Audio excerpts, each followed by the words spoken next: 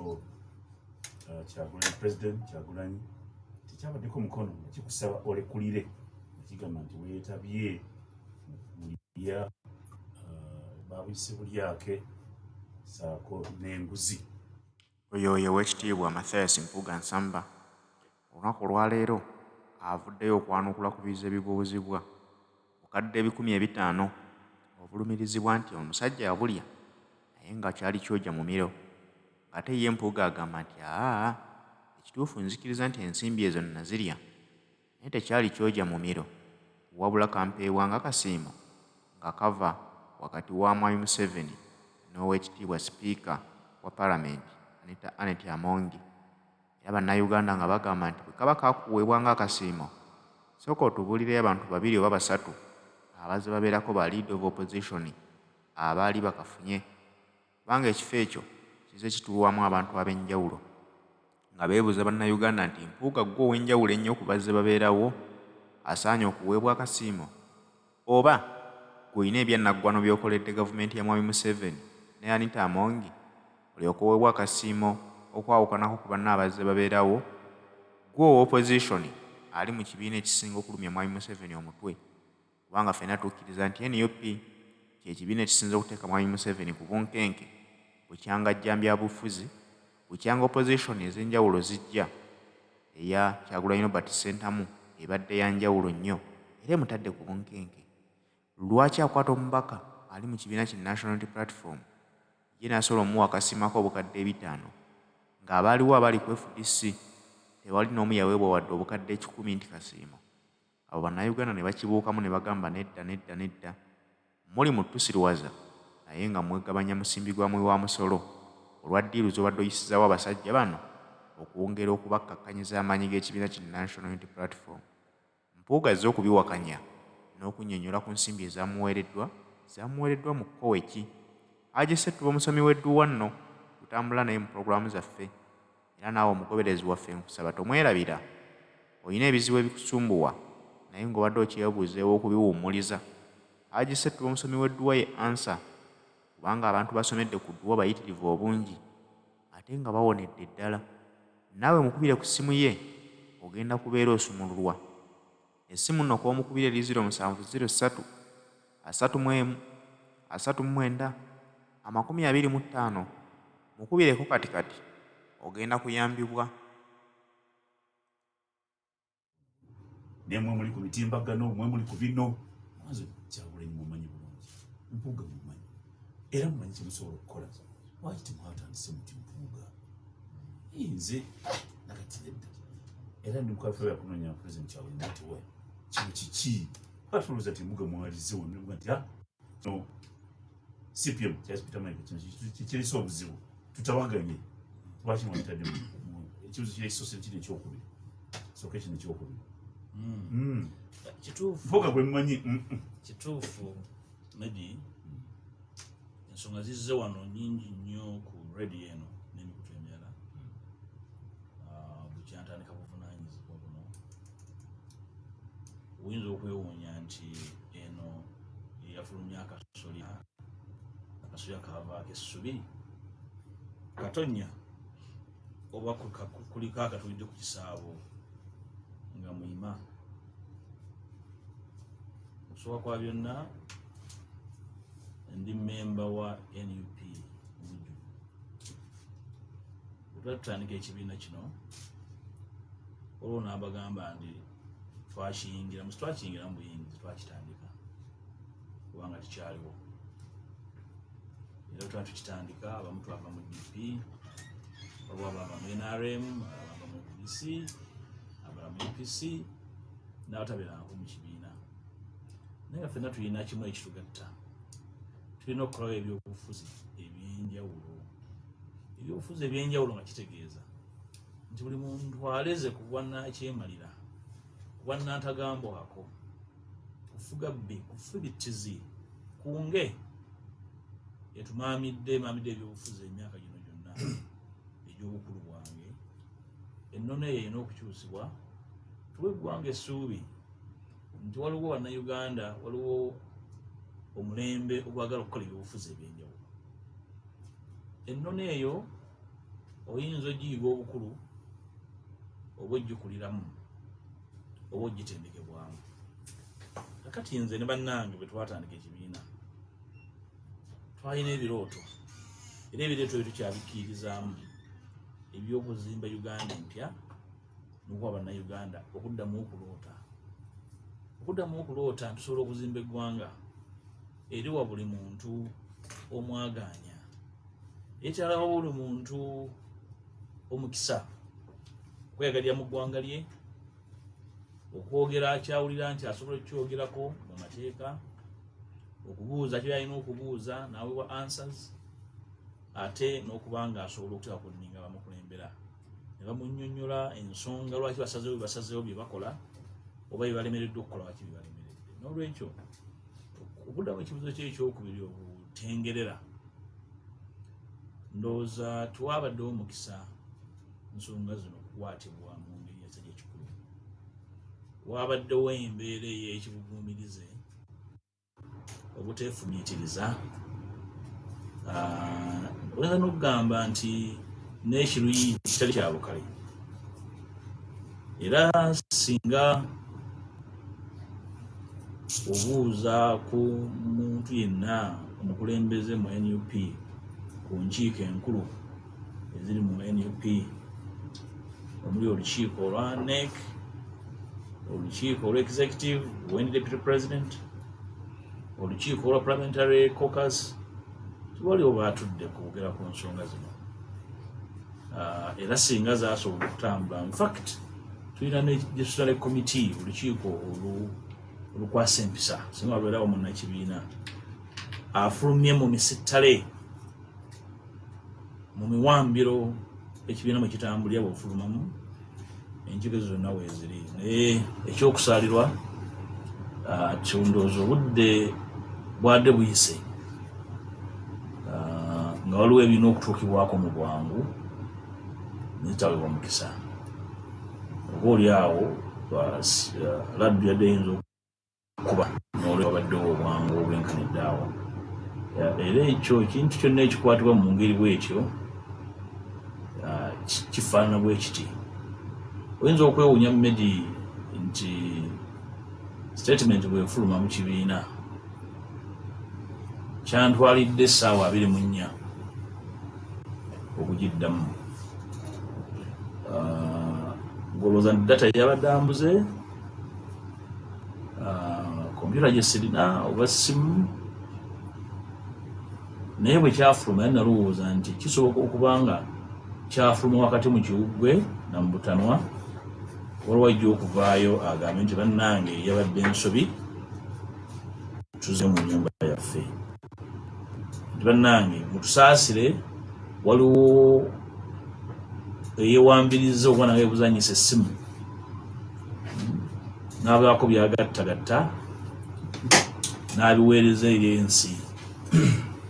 Oba eri awo nga bwe tulina ennono y'abantu ababeera ku mitimbagano abeeyita blog, kuba kyaleddwako mukono nti bayinza okukiwaayiriza bloga nti yakikoze n'olwekyo si kya kibiina. Era nemmalawo nempisaawo essaawa 24 okutuusa lwe nalabye ate omukulembeze wange ng'ekiwandiiko akigobereza ebigambo ebikawanga omususa nga nti nabadde ndowooza nti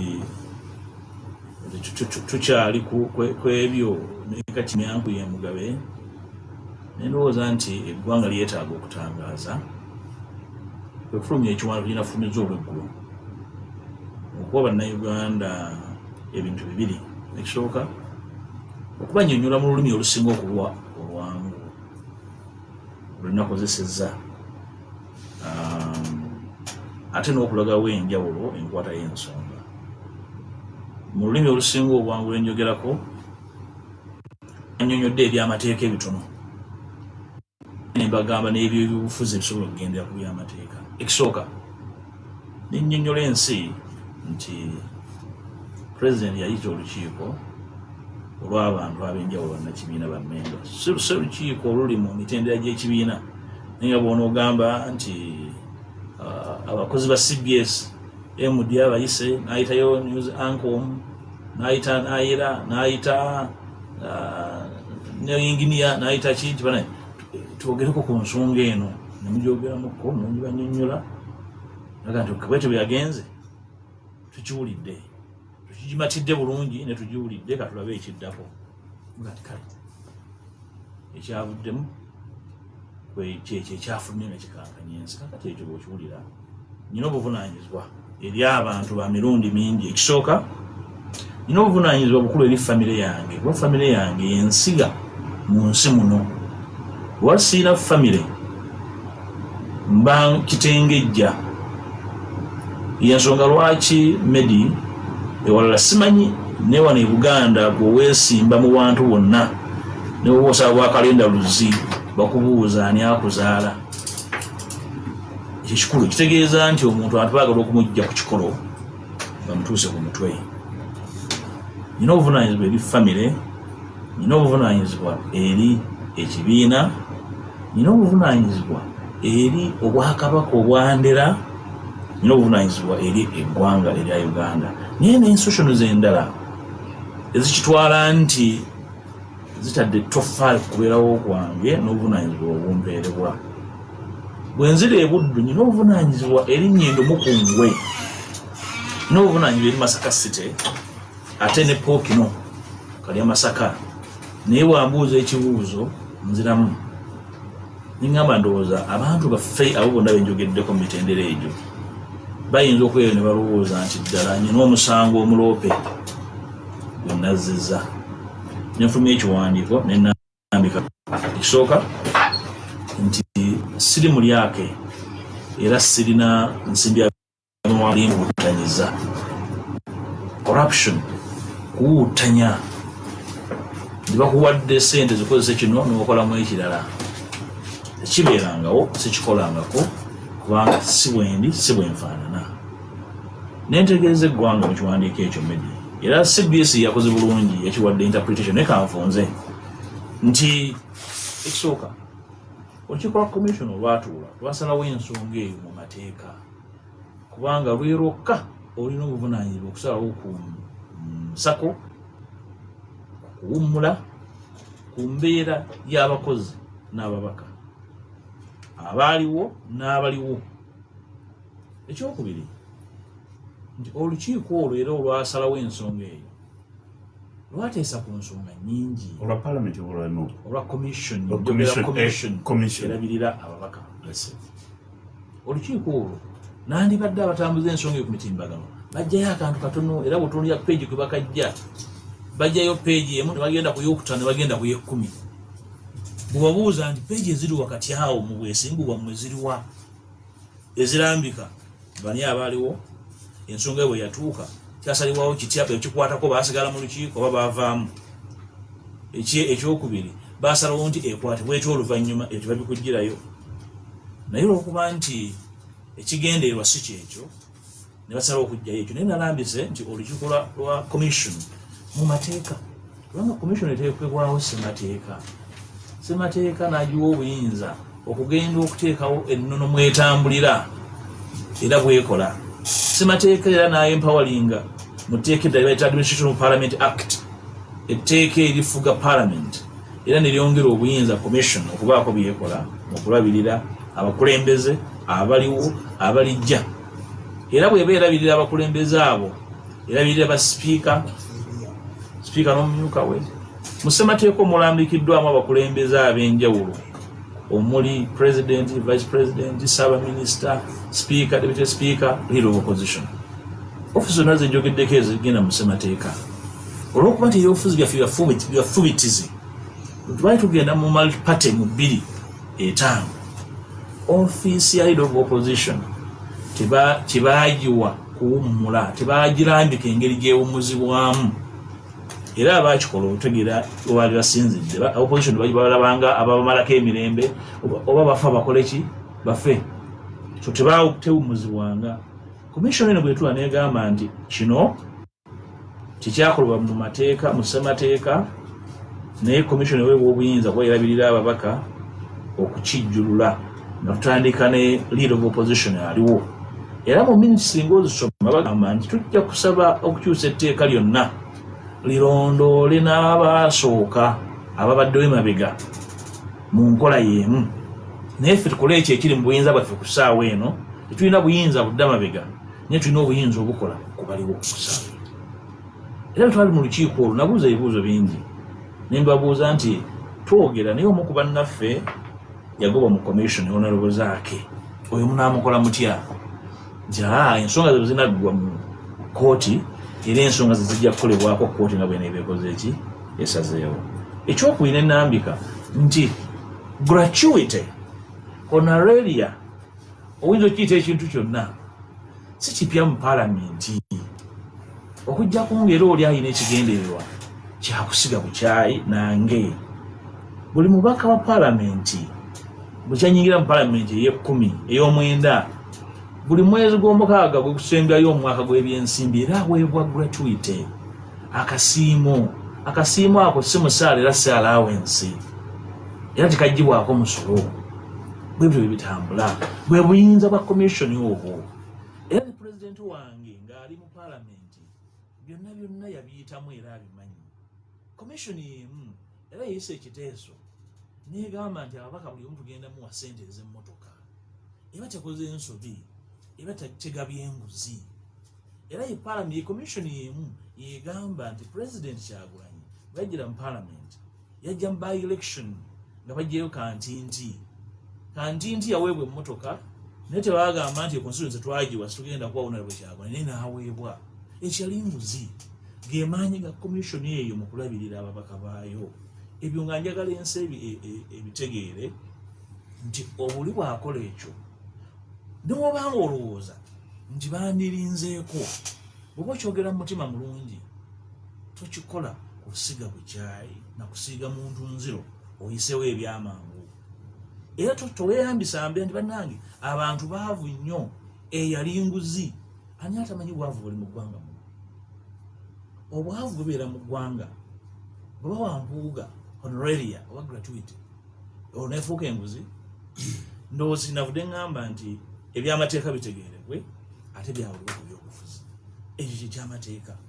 Ekyokubiri Medi, bw'obanga ozudde omuli w'enguzi osobola okukwata omuzindaalo n'ogamba nti ffe tumugambye akole bwati tumusonyiwa. Osobola okusonyiwa omuli w'enguzi Medi ng'otudde awo omuzindaalo.